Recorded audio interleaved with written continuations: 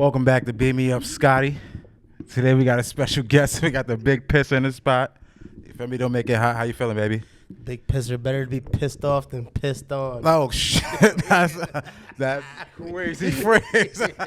If that's what you go about, then respectfully. Better to be pissed off than pissed on. And I got a couple of shorties that said both is better than being pissed in. That's a little wild. I don't know what she into, but she got to be a freak for sure. It's clear what she's into. Yeah, for sure. That's what I was gonna say though, but. How did that name come about, though? That was a little crazy. When I see you start to wrestle, I was like, he came out with that. He came out with the shirts. The reference is crazy. You really got a man pissing on it's pissing crazy. on the world, pissing on the ring, pissing on the... Yo, honestly, the name came from... All right, so when we was kids, right? Me and my mans, you know when you kid, you do dumb shit. We was playing with fire, bro. We was playing with fire, lighting shit on fire in the woods. Throwing it. Lighting shit on fire, throwing it, right? And so the fire, clearly the forest started catching on fire. And the shit started getting out of control, right? So the fire spreading. We little niggas, we couldn't figure it out. So we like, fuck it, start pissing on it, bro. Start pissing on it, right? And the shit wasn't going out, and everybody pissing it. You know, you got but so much piss. But I had extra piss, bro. I just had most piss. So heavy piss. It was like, yo, that's the big pisser, bro. I think it really could piss like piss crazy. And again, Piss crazy. hunt you down again. You just scared. And again, That's I'll when be I was on your tail like, you know what I mean? again. Like, I was thinking about the name. I ain't want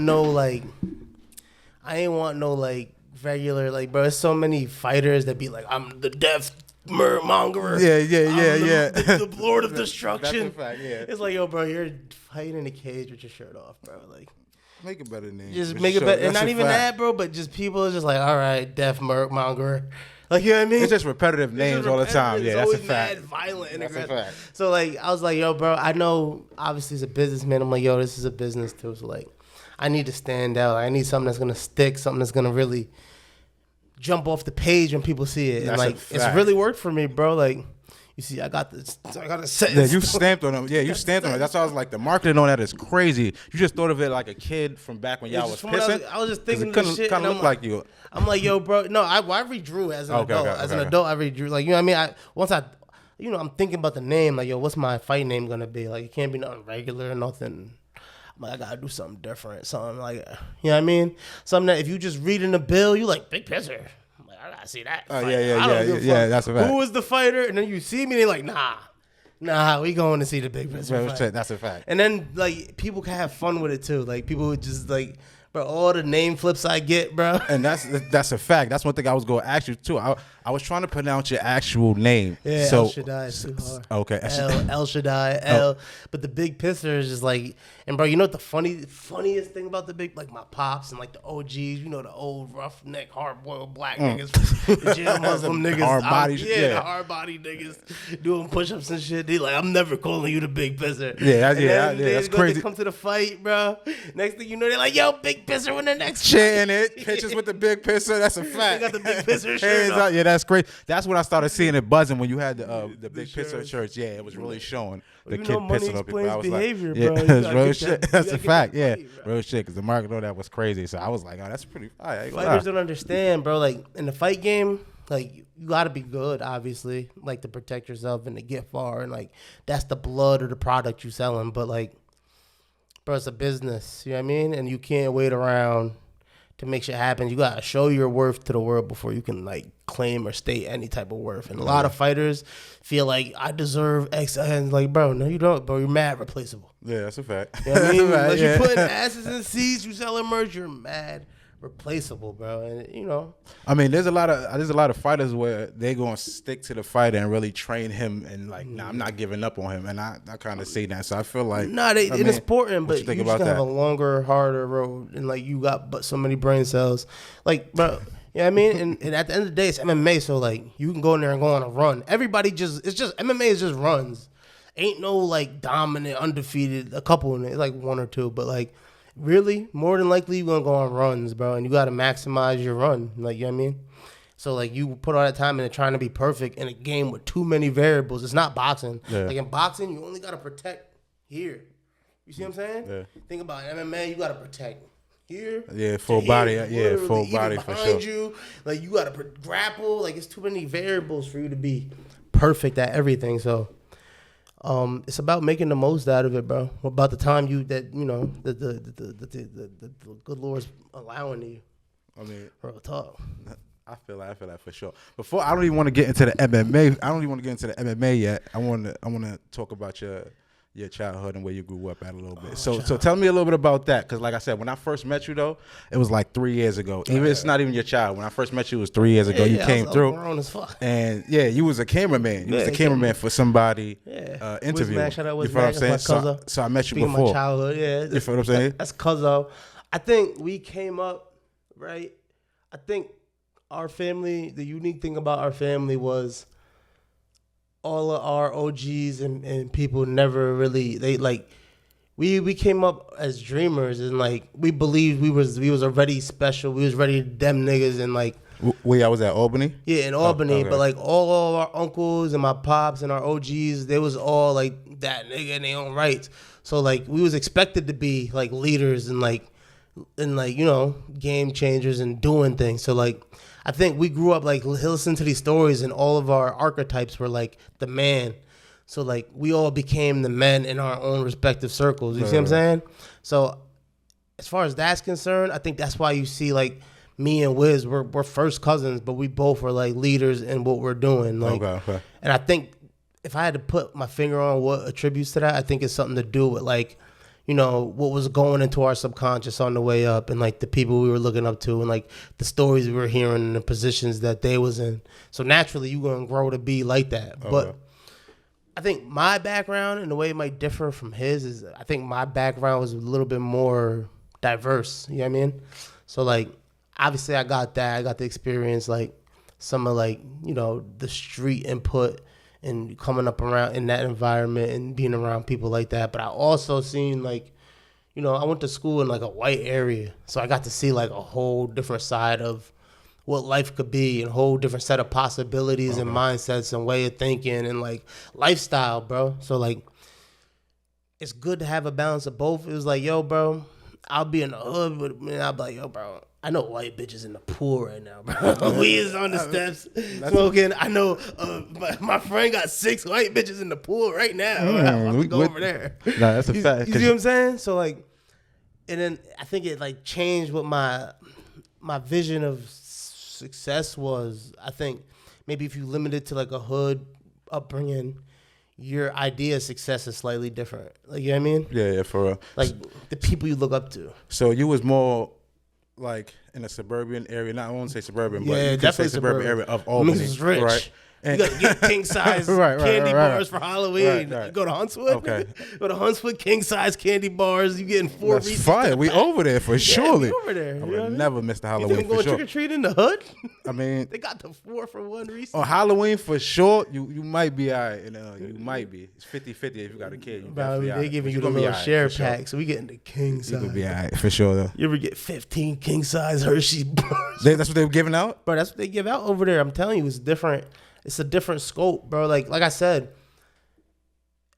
I will go over there's a lot of benefits to having access to both. You see what I'm saying? Yeah, right. It's a lot of benefits. So you was really in a suburban area and then slid over to the hood when you Yeah, can. and- beneficial. Yeah. Yeah, okay. I mean, at times, like, you know, I never was excited by like the life there because, you know, it was like, what is the peak? Like the peak. I seen peaks, real peaks. Like you gotta think, like, you know, my friends' houses I'm going to is like big super houses. Like I'm not saying we came from that on where I lived in suburban.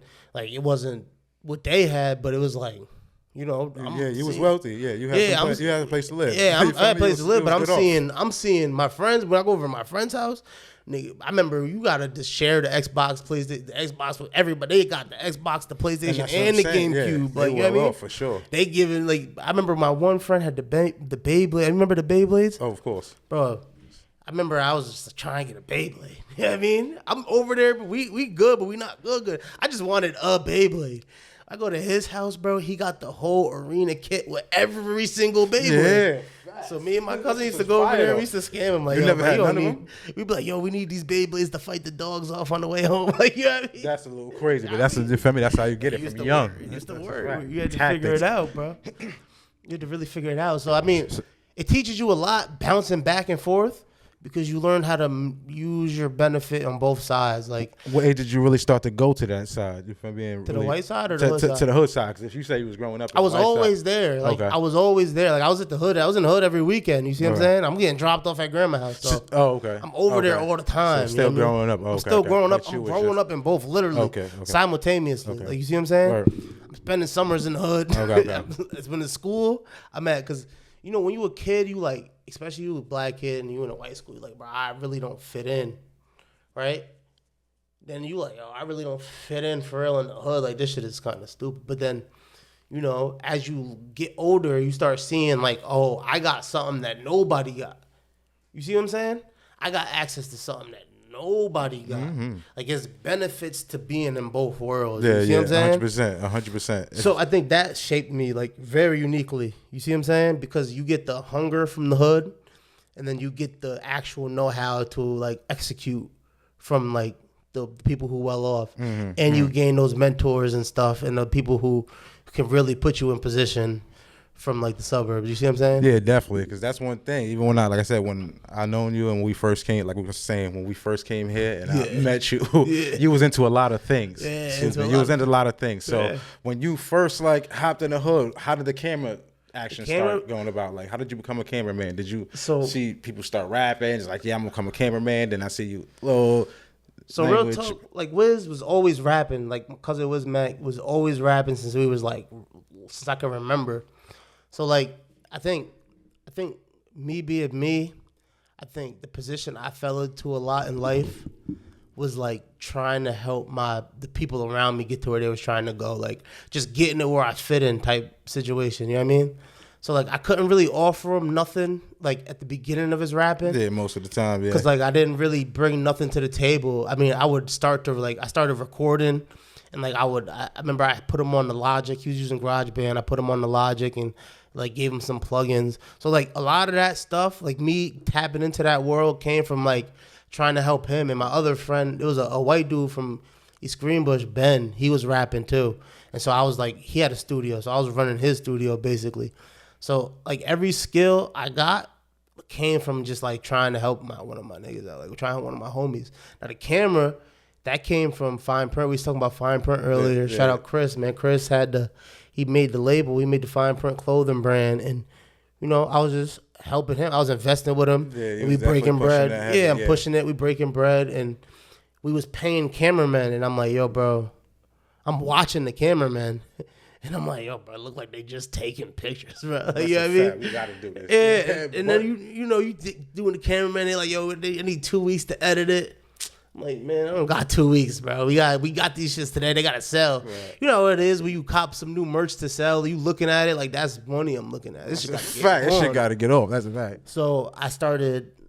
Somebody was selling their camera. I still got it today for a good deal, and I grabbed it. Like, you know what I mean? I just grabbed it and just started messing around, and it was good. One thing led to another.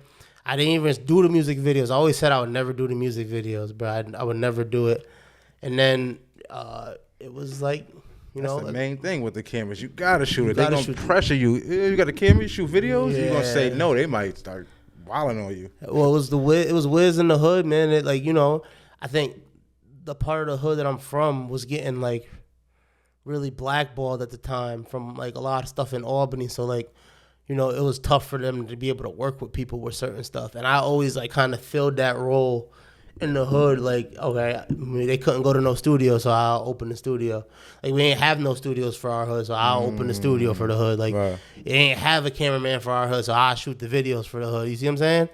And like, it just kind of devolved into its own scale that it became very valuable for me. Just the middleman for greatness of everything that happened around. Like, just doing the job that needs, like Draymond Green type shit, like glue guy type shit. You see what I'm saying? See, I don't even watch basketball, but I know he be bugging out. He just be glue guy in it. He just do what the team needs. So like, that's like kind of how I acquired like pretty much all my skills, all like my skills.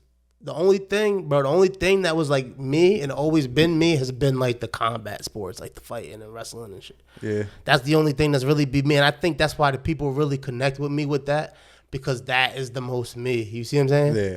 That's how I feel about it, at least. I could dig that for real, because you used to wrestle. So is that like see what I'm did saying? the MMA come straight from wrestling? Like, yeah, I got to get into professional matches. I got to start pumping up the gym a little bit. How did that come about? So let's But get real into that. You feel I'm me? gonna 'Cause just like I keep it a said, buck, bro. 'cause in the hood, a lot of people ain't doing MMA. Nah, I'm gonna be real. Nobody doing MMA. It's one more I'm gonna person say it from the like hood. that. It's one person from the hood doing it. Man, shout out to him.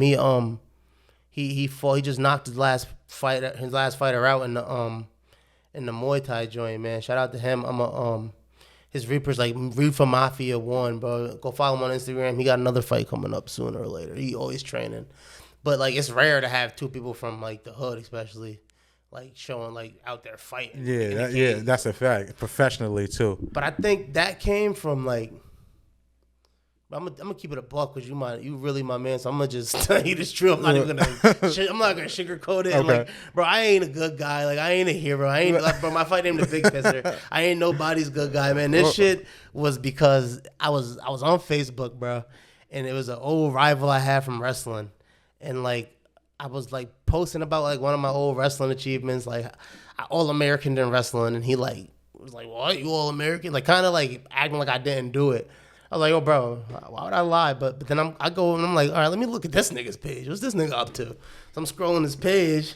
He got the belt. He like, yeah, I got the belt. He commented on everybody's page. He had the belt. He just won the belt. So I'm like, what belt he got? You know what I mean? So you know me, I guess doing some research. I go to the gym the next day. You know what I mean? Yeah, I went to the ready. gym, I'm trying with the belt, bro. You know what I got to do to fight? So I get the training, bro. I long story short, I beat him for the belt, and that was by then it had already took its own. It already took its own shit. Bro, if you see the joint, what I did, bro, his nose was, bro, it was crazy. It was a crazy fight. Go ahead. I was gonna ask you, was that one of your worst fights? Because that's a crazy rivalry. One of the best fights for me. Okay, What do you mean, like one of the hardest fights? One of the worst fights in terms of like your opponent. Like, Nah, bro, I just fought this big. The last MMA fight I had, I lost. I just fought this big dude from Georgia. It's like Russian, and he just fought and got tested and failed for steroids. So I just fought a big Russian dude on steroids. So definitely not my like hardest fight, but it was like my best fight. yeah, he was loaded I up. Yeah, with strength. Yeah, you had extra. He had extra strength. You had extra piss for sure. Yeah, I had extra pressure. Nah, he got me. I still went out there, but like, we just played chess. You see how I kind of play. And I kind of fight like that too. Like, and sometimes it bites me because, like I said, bro, it's not all about, I'm not in the fighting thing to be like untouched. I'm in it to tell a story and like to like connect with people and make moments, if anything. So like I go out there and I fight, but the last thing I want to do really is put on a boring fight. Yeah. You know what I mean? Because there's fights you can win and still lose like fans, and still lose in the hearts and minds of the people. And there's fights you can lose and still win in the hearts and the minds of the people. So like for me, it's all about a moment. It's all about having a moment and going out there and fighting, bro, and entertaining, being exciting, and it's not just about like because I'm a wrestler, bro. I could really go out there and just wrestle fuck people. Just wrestle you, facts. hold you down, and let the time click away and like not do nothing. But if I take you down, and that's what I'm saying. To a fault sometimes. From what I see from your social media presence, you definitely bring that kind of energy. That kind of energy. So it's like one thing about me, you come to my fight, bro, it's gonna be lit, bro. Like, you know what I mean? It's not gonna be I ain't never had a boring fight. And that's one thing. That's one thing I want to say though. Your fight's been big though. Yeah. But I wanted to talk about the experience that I seen that was on your social media page. That was a little crazy though. I don't know what happened, but you had came out with an announcement. You was like, you had a big fight, selling tickets, and then all of a sudden something had happened. You was like, yo, I apologize to my fans. You feel me? This big fight couldn't happen. Yeah. And it was just like that. And I was just thinking like, that's a crazy experience, even for you. I'm pretty sure that never happened, and whoever happens a lot. I mean, like for you, it happens a lot. That was the first time. Okay. Like I'll say that it's the first time that has happened with so much to lose. You know what I mean? In terms of like Bro, that was the fight I sold the most tickets for the people personally that happened. Right. And like, all it is, I'll come out and say it, is like, since I'm in this weird position, right, where like my fights are, like I said, they're exciting, but like an opponent sees it as dangerous. You see what I'm saying? And I'm in a weird position where like, you know, I done lost, but I won a lot. So it's like, and where I'm at, it's like, it's a risky fight for you because it's dangerous as hell. And I lost already, so it's like, and so people will pull out of the fight. Like, they'll be like, nah, I'm not doing this. They'll sign up for it, or like it could be a lot of things. I'm not gonna put any one thing on the person. Right. You know what I mean? But it seems to be a lot of people just being like, nah, bro, you're not doing this. Yeah, that's right. We're gonna put ourselves on the flyer, get ourselves hyped up, and then drop out. And then drop out. So it's like, you know what I mean? Like, as far as that shit goes, it hurts because I can't keep my word to the fans, and that, regardless, is gonna hurt like your business. You know what I mean? When it comes to the business of the big picture fighting. Yeah, it seemed like it was a little hurtful on that side. The business part, but when we get ups and downs in every game in life, bro, and like now we fighting in front of Mike Tyson. Mike Tyson, September 13th.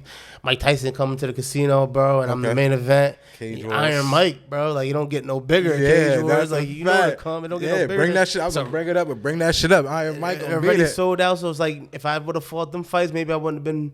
You know what I mean? Maybe it wouldn't, like. Things work for a reason, bro. Stay ready, so you don't gotta get ready. And now we fighting with Mike, and it's gonna be a moment. Okay, it's gonna be another moment. It's just add to my resume of moments.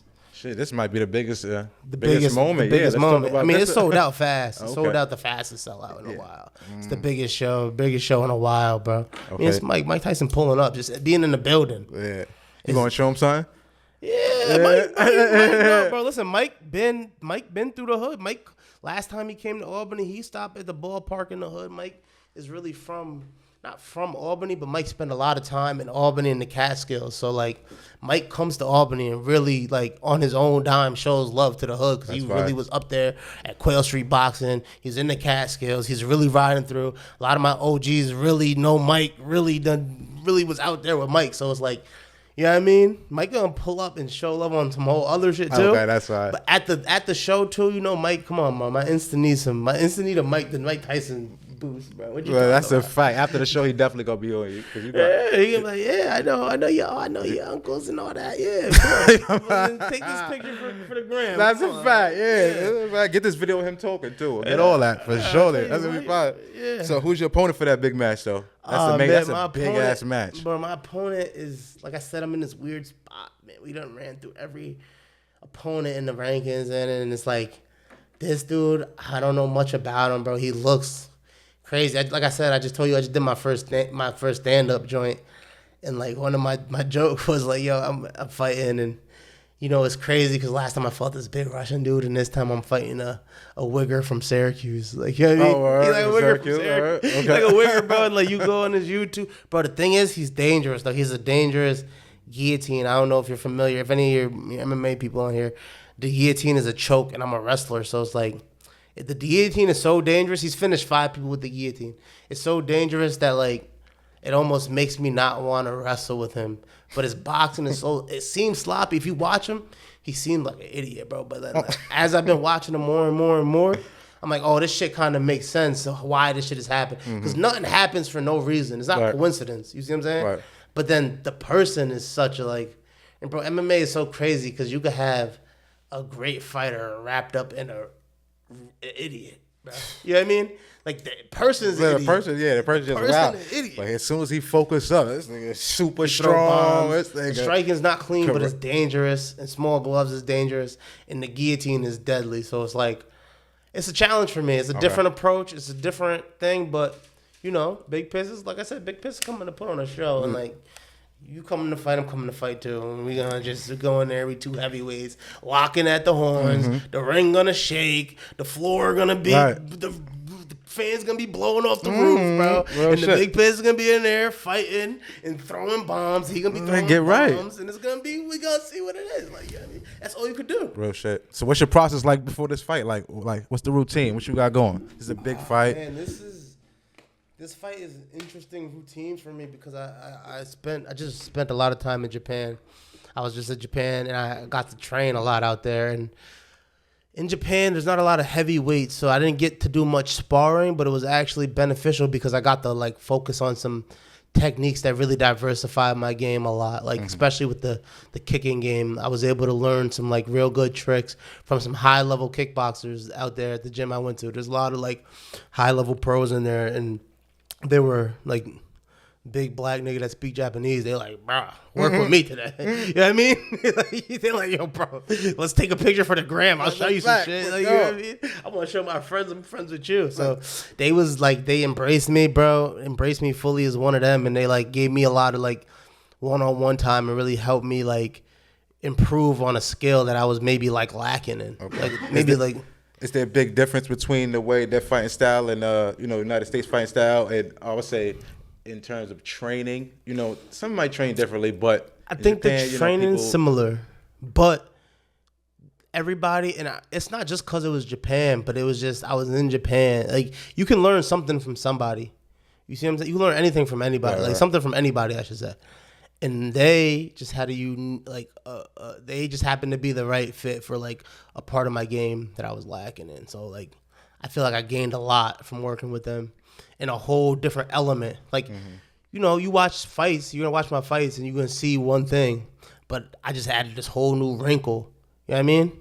That changes. Like, how like you cooking, you chefing up, right. one little bit of seasoning can change the whole palate of the meal. I think it's a little something like that. Okay. And you know what I mean? They taught you something for sure. They taught you a little zing. They taught me something that unlocked other things, I feel. I feel like they sharp. You feel me? They sharp. That's a good word. They're sharp. They're sharp. They're sharp. Yeah, they're sharp. It's more of that. It's intensified. They can't rely on like power and athleticism as much as us. That's what I'm saying. Yeah. 100%. They're sharp. As soon as somebody spare one of them, get down. You feel me? If they get close to you, they just sharp, and their timing is good, and their understanding the distance was very good, and then like their perfection, like the Japanese is a culture of perfection. Like they're always pursuing perfection, like to a fault sometimes even, but I think that is a big difference in the training style. Maybe is like the perfection of reps. They don't focus so much on the intensity of the training, right, and more of the perfection of the execution of like the moves or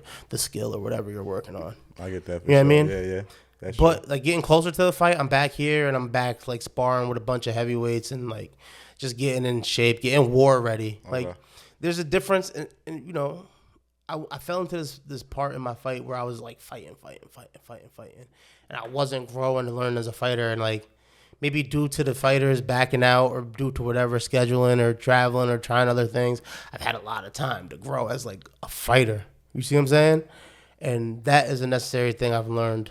Yeah, because it looked like you've been training like more than fighting. I seen you, and it looked like you've been training like even youngers. You feel me? Olders. It looked like you've been more in the training mode. So like you got where you at. What's going on with that? Like the training. It looked people? like it was one. Yeah, it looked like it was one kid who you was really training hard. Like he was really under your wing, and you. So that's probably Will. I took him. Yeah, I took him under the wing. I took a lot of wrestlers. I mean, I coached wrestling for a while, and they all improved. And going part of that process has been like eye-opening and fulfilling that cycle, because like I said, coming up I had a lot of people that looked out for me in that, right? Like they seen potential in me and like help nourish me, and I feel like part of the cycle is you got to give that back.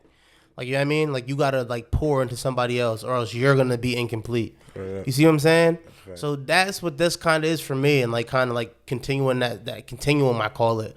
And like I even got some of my old coaches back in coaching, brought them back in and giving them their flowers for what they did for me while I'm teaching the people below us. And then they learning from a coach that taught me, and from me, I'm doing it with them. The coach making sure we doing it right. And the young people soaking it in. And then the next step is the next generation under. Now go teach them. Now you tell the little homie like, yo, you go show what I just showed you to him. You know what I mean? And they're gonna know it so quick, like it's so sharp. Well, the final step to mastery is what? That training from you. Final step to mastery is teaching, like, you know what I mean? So, that was good for the soul and the mind and body, everything. Okay. You still doing it? Yeah, every day. Yeah, okay. Every day we go in there and we train with the young guys and, like, you know what I mean? Lift them. Everything that I did to get to where I was at and have success is making them do. It's that simple. Right. Yeah. Should be alright. Yeah, let me be. Again, exclusive. It's recorded. Hustling since middle school, since little dudes. Growing up to just get even, had to bend the rules. Words my father spoke to me, I cherished them like jewels. Now I pass them to my brothers, plus I add a few. This game is sad and cruel, this game will madden you. This game is checkers, this game is chess, it's Madden too. From the chest you see the U's and the finest jewels. When they shine in the face of haters, it changed they mood. That's to show that I kept my pace and I paid my dues. These niggas hustling backwards, they just win to lose. Pick my points of attack to tactically tackle you. Cap is chatting, these niggas spreading the tattered truth. Got it tatted, be shapeless like water. I've been building my fortress, stack the money like hoarders. Haters watching like horror, got a grinding disorder. My whole team is in order, you ain't with me, it's slaughter. Get paper, only thing that I know, my foot on the throttle. These niggas ain't got no honor, they talk to your honor. These niggas ain't got no vision, they ain't got no dollars. These niggas ain't got no mission, they waste and they squander. These niggas ain't got no leader, the evils they follow, leaving them hollow. They stay weeded and leashed off the bottle. It gets deeper and darker, I can't be like them walkers that's walking through life engulfed in the darkness. And they say money explains behavior. You know how to get on their president's joint form. I'm not done yet, I'm gonna get right back into it. Invested in greatness, I'm paying with patience, inflated my status, internally grateful. Absurdity made me observe the complacency, blatantly plaguing this generation. Echoous chambers, embracing the fakeness, defacing the fact that they face with mental escape of a plagiarist, placing the space to display the disgrace of the state he's in. Adjacent to Jason when chasing, it seems these dreams are evasive. It's easy to see that it's easily perceived as unstable, but basically I'm saying I'm dangerous, you and me. The distance between us is seemingly keeping us deep in a stream of depravity. You a desolate diva, I'm a definite heathen like Adam and Eve. Did God even need us? The oddest of creatures featured in a tale that's deeper than angels and demons. Is it really cheaper to keep her? The thoughts that be creeping could cost you your kingdom. We often get lost in the heat, just don't spoil the seed or the tree that it's from. Where the smoke is a gun, it's easy to run. It's easy to accept the things that easily come. But the unreasonable internal treason will leave you in eternal season. The trees with no leaves and no reasons for breathing. Screeches and screams and the themes that I seen through the screens. And scandalous schemes standing between and scramble to seem a divinity's dream. You get what I mean when I'm speaking. These thoughts that be leaking, be leaving me speechless. Maybe it's me or maybe it's deeper. Either way, it's kinda lonely to be here. Yeah. I said the unknown is uneasy, like floors that be creaking when darkness all that you see. And we often resort to following stars, but it's odd when you know you can't reach them. I might not never release them, but I still alter these pieces, probably bringing me peace, or probably one of the pieces I need to succeed. But to me it's just speaking, to me it's just leaving some kind of proof of my being. Man, I'm just doing this part-time side quest, man. Cage Wars 13, Mike Tyson, pull up to the casino. I'm almost done, I'ma just leave him with his last thought. Wrap it all up. The game I play is mental. This shit ain't accidental. Get competition and fill the venue. Come fill the menu. Landlord swelling, nigga, your rent due. The shit I'm selling to make them grind they dentals. Living this life, then I'ma shine till death do. I give them the game, but I can't give them the grind. I give them the chain, but I can't give them the shine. They always trying to come around, trying to get a piece of my mind. But shit, I'ma just give them these rhymes. Was only a matter of time, but stacking my chips residuals. And really you blind if you only perceive the world through the visual. Reality is the cruelest way that ignorance could ever sentence you. But looking at myself like, man, look what these baby steps did to you. These ain't no verses, they clinicals, making these haters turn cynical. I'ma just give you the principles, just with the verses and visuals. I'ma just lead through the visual, I'ma just lead through the physical. That's it, man. That's the exclusive from my boy. Had to give him something special, man. You might not never hear this again. Take with it, do with it what you will, man. Just a little piece of me. That's it, and that's all. Peace out. So how are you balancing all that though? You feel me? You got the training, you got your own MMA. I see you traveling to Japan. I was gonna ask you getting into Japan. Like, what got you going to Japan so much? You feel me? Even when I first was following you, you was practicing Japanese, getting Japanese lessons, getting taught to speak Japanese. What was going on with that? You feel me? So I think the time I started fighting, I was at a unique stage in my life where I done did so many things, bro. And that's the tie into with the thing I'm on now with the whole side quest Swelly thing. Swelly, one of my old nicknames. And bro, I feel like my life been a series of side quests, and I done did so many things you could think of. So I think I just hit a point in my life where I done did so many things. I'm like, bro, and I was thinking, and I was like, yo, bro, I was looking at myself like, yo, how I'm a person who can't speak another language. Like, bro, like, you know what I mean? I feel that. I was like, yo, bro, how can I not speak another I'm trying to learn language? Spanish now, yeah. You know what I mean? Like, how can I not do that? Like, I got too much respect for myself to not speak another language. So I look up the list, like, hardest languages to learn from English. Chinese was the first one, so I tried Chinese, bro. But Chinese, bro, that shit is hard, bro. Chinese, they started saying it was tones, bro. They got 4 different sounds. Yeah. I'm like, nah, bro. That's when I was like, yo, no, I'm done. Yeah. So the next one was Japanese, though. So I dug deep. You know, I'm an anime kid. I watched a bunch of anime, so I'm like, oh, Japanese is cool. I got some content, some input, right? So I started on that journey. And then, you know, I took lessons for a long time, and I learned the basics. Then I found this app. It's called Hello Talk, which is kind of like Clubhouse. You ever heard of Clubhouse? Yeah, the Clubhouse. It's like Clubhouse for language learners, and that's where my shit started taking off. Because now I'm talking to people. You see what I'm saying? And we talking in like, it's like they learning English. How long did it take you to like, learn that? To actually talk? 2 years until I could, like, stand alone and like have a conversation endlessly. Like, you know how you have a conversation and it just die out? Yeah. It took about 2 years for me to get to that point. That's like dedication. There's still stuff I don't know, but like I know enough to where if I don't know a word, I could be like, oh, how do you say that word? And they could explain it to me in Japanese. I could be like, oh, okay, I understand. You see what I'm saying? Yeah, and so that I consider that fluent. You see what I'm saying? No, that's definitely fluent. 100%. 2 years, even to say 2 years is crazy. Like, people don't have discipline to be online and trying to learn a language, like juggling personal shit, business shit. You feel what I'm saying? It was rough. You got a lot of discipline. I think I did it good because I had a lot of human interaction. And I think that's what language is at its core. I think language at its core is just humans understanding each other, just trying to communicate their hearts and minds. So like, people try to learn it in the textbook. It wouldn't work for me because I need to like communicate. English is cool because in English, I could be like, you know what I mean? We don't even really got to use words that we know. I could be like, yo, that shit was jabook. You smoke a blunt, you like, yo, that shit was jabook. You like, oh yeah, that wasn't good weed. You know what I mean? If I was like, yo, that shit was fine. That shit was that shit was woo. I don't even know what you're talking about. No, you understand? You know that was good. If I'm like, yo, that shit was woo. Right? In Japan, they don't got that. Japanese don't got that. So English is cool. English is more like understanding hearts and minds. But man, I don't know. It might sound crazy, but the way they be talking is like they really don't have much expression of the way they talk, so they can't really show that regardless. You feel me?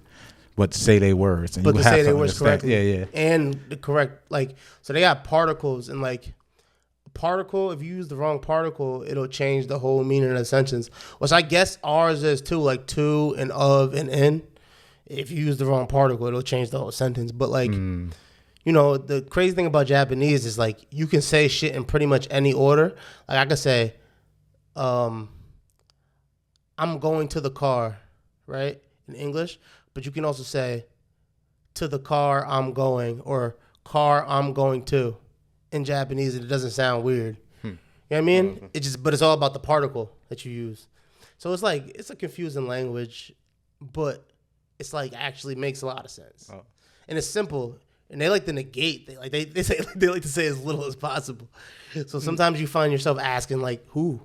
Where? Like, you know what I mean? Like, you have a conversation with Japanese people. They feel like they don't want to talk too much. Like, nah, well, it's just getting to the point. Okay. Yeah, that's what I'm saying. Like, yeah, that's where that comes from. Unless they're being polite, which is the funny thing, because the more polite you are, the longer you make the sentence. But I just recently learned a thing about Japanese where it's like, you kind of got to like, listen for the keywords and just ignore everything else. You know what I mean? That's just a hard language to learn. Well, I would say, looking at it from an outsider, I feel like it's super hard because it's, like you said, just it feel like tones and just like you're not even really saying anything. Japanese, but that's just tone. It's just ass backwards. Yeah, it's like so opposite of English. It's a little crazy. I couldn't even tell you. It's but a different thought process. Shouts out to you for real. You can't think in English and speak Japanese. And like Chinese, you can think in English and translate it to Chinese. Like you can't think in English and translate it directly to Japanese. If that makes any sense to you. Like you got to think in Japanese. If that makes if you're trying to like think and translate from English directly to Japanese, it's not gonna work. Yeah, because the way you were saying how the sentences go, so I get that. Yeah, it's ass backwards. So yeah, that makes sense. Yeah. You an anime fan? You ran into I think there was a dude had the first Japanese anime shop out there. Was it Is it Japan? black dude? I think a black dude. Yeah, I the seen it. first- I promise you, I see it in Jay-Z's video. It was like first black dude to start an anime shop in Japan or something like that too. I mean, I went to Akihabara, which is like Akihabara is like the nerd central, the nerd and the pervert central. They got like a lot of like anime stores and then, like, bro, Japanese, they do them. You know how we got like the little dirty stores where you go and back then you used to get the pornos and shit. They got like dirty malls. Like, you know what I mean? And they don't got no shame. Like, bro, my shorty took me there like as an experience. We go in there, we looking around and shit. And this niggas in there with like their homies look like some college kids and they just like, yo, you want to go to the pervert store after school? Pervert store is So it's crazy. like anime and pervert store in the same Akihabara. And it used to be like you go there to get like wires and cords. Like if your shit shorted out, you gotta go to Akihabara to get the whatever. So we went and we seen some vintage, like they got a bunch of vintage old school electronic shit in like in this cut, real under in the tucky. I'll show you what it's doing to Tucky. it. Bro, it's like you going, because you know Japan's small. I'm a big nigga, so you go under the shit. You like underground but above ground, and you look in. It's like old watches and radios and cameras and like trail shit. You know what I mean? Like, the technology is probably up though. Feel what I'm saying? That's what I'm saying. The technology's up. Like sure. they do. I was telling y'all earlier, they do. Like in America, shit, where you be looking at it, like, yo, we should just do it like this. They actually do it. Yeah, Like, yeah. They actually make the They thing. say probably more advanced than us for sure though, but for some reason America is heavy on the superpower. You feel what I'm saying? We are the leader of ideas, and we're the most. You quick feel what to I'm move. saying? But I'm hearing like China and Japan and all them, they more advanced on the technology. It came out before, but for some reason we just gonna overpower it. So Because it's they it's make it's technology, a big difference. but we're creative. Like they're all right. So one of the major differences with Japan and America, like we have a saying, like the squeaky wheel gets the oil, right? And they have a similar saying, but it's the hammer that sticks out gets the nail. And like that saying and that way of thinking, it leads to a fundamental difference in the way people are brought up in both countries. Because in America, it's like, yo, we are rewarded for being different and being new and being fresh and coming up with new ideas and standing out and like standing above the rest. And in Japan, you're kind of punished for it and it's kind of frowned upon. That's a little crazy. You see what I'm saying? So that's America. We sell style, actually. And like we sell ideas and we sell like culture and trend. You know what I mean? Yeah, I definitely get the culture. That's 100% what they selling. 100%. Japan, I feel like Japan, is coming into a little bit of the culture more now. 2024, it's a little crazy. Anime is so big now. They have a lot more foreigners going over. A lot of travelers going there because of really anime, bro. If I had to say one thing, it's the spread of anime. Yeah, anime is going crazy. And it's up the interest in Japan, definitely. Word up. Is like Japan part of your quest? I see you. Let's talk about the little quest that you said. Side you said quest? the big quest. Yeah, I think big side quest that you said you were going to Yeah, get now into. it's become a big what's side happening quest. with that? Because I've like kind of like, sucked my teeth into there. I got the shorty in Japan and I got like a bunch of people and connections that I built in real relationships. Like I know the language and I know so much of the culture. So it's become a bigger side quest as it's going on. It's kind of like, it's funny because like one of the gauges, like when I first started learning Japan, honestly, when I first got with my shorty, like people were like, oh, that's why you were learning Japanese, like to get with the shorty. I'm like, nah, bro, like you so short, small-minded. Like that's just a consequence of learning the thing and be able to connect minds and freely. Of course I'm gonna get bitches there. Like, you know what I mean? Right. That's just a consequence of knowing the language. Right. I didn't learn it for that. I just was just starting something new, and that's where I ended up. But, I think there's just a lot for me out there, like a lot to be done and like a lot to explore, bro. Life is so... You think they more on like black people, they like them more dislike them? I think black people what have do a you think? tendency to like project maybe some type of like insecurity or like self-hate on the other people. Mm-hmm. But what I've found, I'm as big and black as scary as it gets, bro. What I found is it's more curiosity. Like, yeah, people do look at you. You do stand out. You know what I mean? People are like...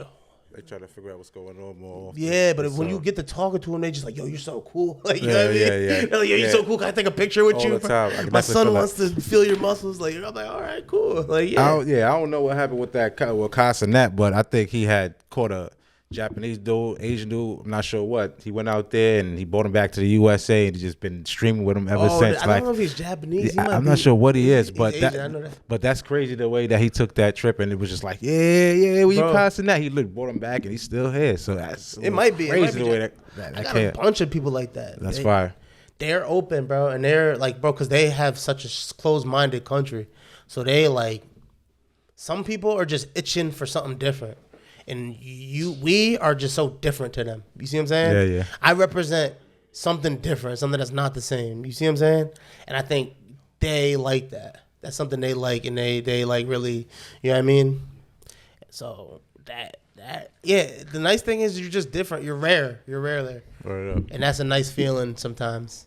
You know what I mean? Shit, super rare, like way Super different rare. from coming from New York to Cali. So Yeah. I mean, I want to take that experience though. I didn't even Yeah, think feel about free going to come out. Japan, If you but want that's to come pretty out, fire. bro, come out with me. I'm a good person to go out with because you look like you busting moves heavily out there. I had to talk about that a little bit. but one Japan's thing, a crazy it helps spot. going out there and being friends with people because people are apprehensive. Like if I wasn't with other people, they will definitely be like, yo, I don't want to talk. But they see me with other Japanese people, so they're like, oh, what's going on? See what I'm saying? So it helps to know people. And like, definitely. So now you can definitely feel better to going back out there and stuff like that. Word up.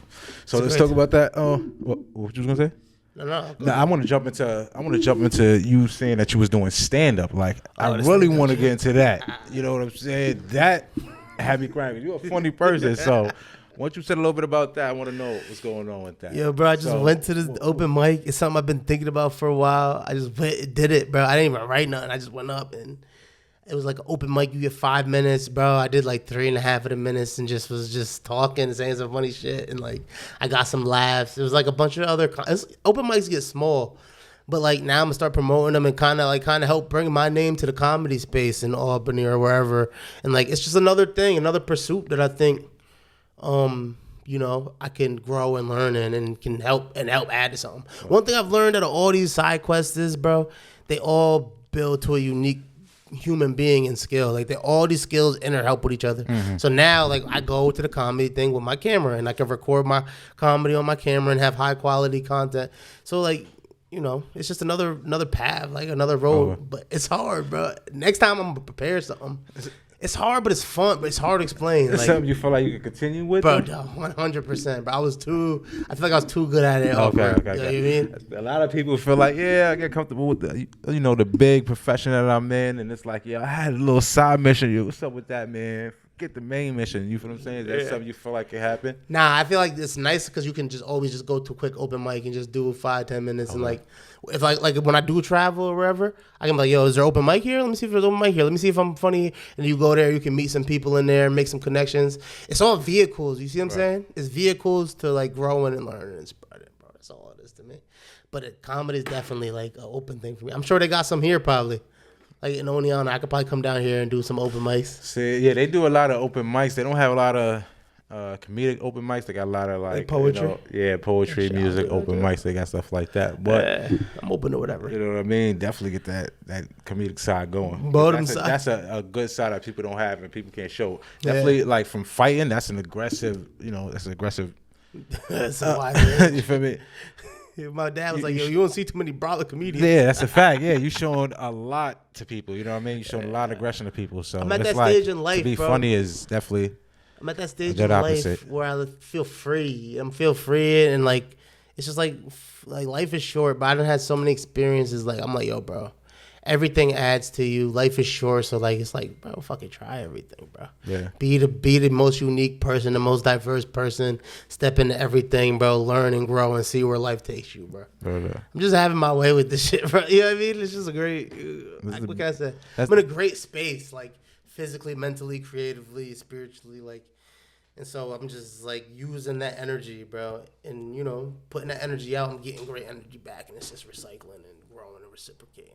Right up. It's just your personality. You have a fun, an energetic, fun personality. So you feel me? The opposites of fighting and the comedy is definitely fire. They're gonna see more personality coming from both sides. You feel what I'm saying? So that's definitely dope. I think so too. You always been funny since you was growing up. Like you been a funny character. Like always been. joyous. I always had a good sense of humor. I always had fun. I think as I learned, as I like grew into my personality and got comfortable with myself and like really let my wit show and like really like learned more. And like, I think the funny, like, cause I'm big and black and scared. I know I said it a lot, but like, you know how it is. 'Cause you a big That's black a nigga fact. too, but so like, you gotta like That's kind of fact. develop a, hey, I'm not gonna hurt you. That's a fact. You know what I mean? I'm not 100%. gonna hurt you. Intimidation be crazy. They look at you like, yeah, let me get away fast. Yeah, Like, let me get away shit. fast. Like, nah, bro. Crazy. Yeah, that's what I'm saying. Like, I'm funny. Come talk to me. Yeah, come Yeah, real shit though. I So definitely get that. I think it was like a disarming thing, and then like now I'm just seeing the value in it, and I just realize how much I make people laugh, and I'm like, yo, bro, I should try like a stand up thing, like try to put it in a form, a tangible form, and like try this art form in this form of expression, because that's really what it is. It's a form of expression. You're just gonna go up there and talk about things that you find funny and hope it makes other people think it's funny. Word up. Top 5 comedians off the spot. Bruh. But I always thought Cat Williams is the funniest. Cat Williams is funny, bro. You know who's funny? Theo Von is funny. Theo Von, yeah. Theo Von's funny. He be on some crazy shit. I like his quick wit. I like what's the dude that looks like he got Down syndrome? He always talking about history. Shane Gillis? Shane Gillis is funny. yeah. Shane Gillis is super funny. Then like obviously, maybe an underrated one. Underrated comic. But I don't be knowing their names all the time because I watch so much like stand up on like reels and shit that I don't even always be knowing their name fully. But you know, I never thought Kevin Hart was funny. I'll say that. Or I never thought Kevin Hart was funny. None of his I know he movies. said top 5. I just don't like his self-deprecation comedy. I didn't think that was funny. His comedy to me was just always like, I'm a bitch. This how much of a bitch I am. That's a fact. Come check me out for the money. That's a fact, though. Let me think though. Shane Gillis, other Shane Gillis, maybe Bill Burr. Bill Burr is funny as fuck.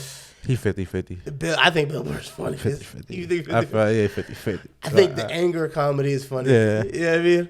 And then like it's Bill Burr, I'll go, you ever hear Patrice O'Neal? He's funny. Patrice O'Neal, nah. He's funny. Let me look him up. I'm gonna look him up tonight. Yeah, he's funny. I like the sarcastic comedy. That shit be the funniest. It's be stupid. Like, he's sarcastic funny. Yeah, it's a fact. That is funny. Who's the sarcastic comedian? Like a dry, like a shitting on you comedy. Yeah, like a shitting on you. Hinchcliffe is like that. Like roast you kinda. Yeah, not really roast you, kind of like sarcastically, like what are you even talking about? Yeah, like yeah. Like this is even the fuck is going on? Bobby Lee's kind of funny like that. Bobby Lee, Asian dude. Never. Oh yeah, Bobby Lee. Yeah, and then the little red hair guy that be with him is funny too. Oh, I'm not sure. I know Bobby Lee. Bobby Lee's pretty funny. That's the dude who had the famous meme, right? Which one? With the eyes. The eyes? It was a famous meme that was going around. It was just like he had his eyes open. Nah, it was some crazy shit though. It was going around. I don't know. Comedy is great though. It's always been a form of entertainment for me. And so, like, I mean, at this stage of my life, to just like try it, something new, and just make myself vulnerable. That's what life is all about. Life is just about making yourself vulnerable and growing in those moments. You know what I mean? And like a lot of the things I'm doing recently has just been me making myself vulnerable to just new experiences and trying to fail, like failing and getting better, learning from it. And that's done the most for me. I spend a lot of time being frustrated with being an ass. That shit. And it's just been making me grow. Well, yeah, you definitely grown. So, you're doing a lot right now. Even for your community. I won't just say, yourself. You're doing a lot for what I've seen around people around you. So speaking of that, bro, before we cut, I don't know how much time, but before we see it, I've seen you got the business award, MEB local business award. Yes, sir. Appreciate that. I was super proud to see that, bro. Word up. I love seeing it, bro. I love seeing, like, as I've grown older, I think I've done so much for like my community, like the black community, like my hood, like people. And I think I hit a point in life where it was like, where I became frustrated with my community, and I see, like, I spent so much time defending it, but now, like after seeing cycles of shit so much times, you're like, it's us. Yeah, that's a fact. It's an achievement. That's a fact. We're our own biggest thing, and like we'll use other people to shade us from the responsibility, right? So when I see like someone like you, like someone like me, who's like doing some, being a pro generator for the community and really going out there and stepping in. Trust me, like I know how shit go, bro. Yeah. Like, you know what I mean? Without saying, I know how shit really be. But to be putting yourself out there and be a progenitor and to be like the point guard for anything in the black community is the way to go, because that you can create opportunities for other people and make spaces for other people, and that's what gets us to where we gotta go. You know what I mean? And I think so much in our community is like so much like self-destruction. Not a lot of people building. Yeah. And then Not when you building are together building, too. everyone's trying to tear down what you're building. And even not even just that, but it's even got to a point where it's not cool to build. You see what I'm saying? Yeah, people like, why are you people building? gonna be hating. Yeah. What are you building for? That's We destroy. And so when I see somebody of the same ilk, bro, I just gotta that's why when you hit me, it was a no-brainer, bro. Like, when do you want to do it? What's up for your platform? I'm gonna do everything I can to help you. Oh, right. Because you are one of them progenitors in the community, and like, even if it's not on a large scale, that's not the big companies and shit ain't the ones that we trying to build. You see what I'm saying? It's got to start with the people local, the people that people can get access to, and they can, you know what I mean, come up and grow. And as you grow, they'll grow. So that was just me giving the flowers to you, bro. I know how it is being the progenitor. You don't get your flowers. A lot of people, I don't get my flowers. I'm gonna be honest, but that's a lot of love coming from you. You don't get your flowers, bro. Definitely, bro. I know how that goes. Sometimes you do. People see it because you got the reward, bro. And that's what I'm saying. A lot of people see it on social media, I feel like, but it's not, the love isn't really there. You feel what I'm saying? But for you to come and, actually be like, yo, I seen it. I appreciate you for doing what you're doing for the community. I definitely appreciate that, for real. When I come in here, bro, I'll tell you what I see. I see consistency, and I see somebody who sticks to his vision. And that right there to me is like, yeah, bro. Yeah. That's love. That's what I like That's to love, see, for sure. Because I'm in this plaza, and I'll say this to my cousin. There's other businesses around here that have been coming and going. And that's what I'm saying. Yeah, 100%. You see what I'm saying? Real shit. And that in and of itself is like respect, bro. Real talk, bro. respect. And your legacy gets built every day. And as men, bro, the unfortunate thing is we just don't get our flowers until we're gone. That's love, baby. See what I'm saying? Word up, yeah. But real recognize real. That's love, baby. Word up. Because I hit you and I'm like, yeah, I know he's doing his thing heavily. You know what I mean? I hope he get back. You know what I mean? I hope he get back. And you was a lot of love when you got, like I say, yeah, he back on his shit. He said I hit right back. Yeah, I'm like, yeah, we on go right away. Well, but yeah, I want to send this message to whoever, like whatever type of people you have on this platform. I know it's like my cousin came, he's a rapper, and like especially a lot of rappers try to be too cool for school, and they don't really see the value that things like this does for them. And not even just rappers, but anybody. I'll send a message out to fighters too, like take these opportunities, because this is what separates you from your competition, and this helps you flesh out your story, and this will help you connect to people other than just the product. You can't just take. So many people try to just take. I see it with fighters all the time. Like, just come sponsor me, buy my tickets. Right. What are you giving to earn this value? Right. Rappers, share my music. Nobody want to support me. Nobody. What are you creating in your community? What are you building around your music? What community are you building around your music? What are you giving to the people? What persons are you connecting with that see themselves in you? Right. You see what I'm saying? Oh shit. And so that's what these platforms are for. Like it's a point. It's a opportunity to be vulnerable, open up, and flesh out, who you are to your fans. That's a fact, for sure. And that's one thing I wanted to get into, and I was hopeful. I was real hopeful that you reached back and got to it. So you know what I mean. We got some shit, and like I said, we got some shit lined up in a minute. My man came through with another side quest. It's another side. But he gonna be talking his shit. But we gonna get to that in a minute. But hold on, we gotta do it for the. The content the new crack my saying, but we on the Beat Me Up Scotty live. Right now we about to get into what I'm saying? Something freestyle, very special, very exclusive. I know you never expected this from me, but I got something for y'all. Yeah.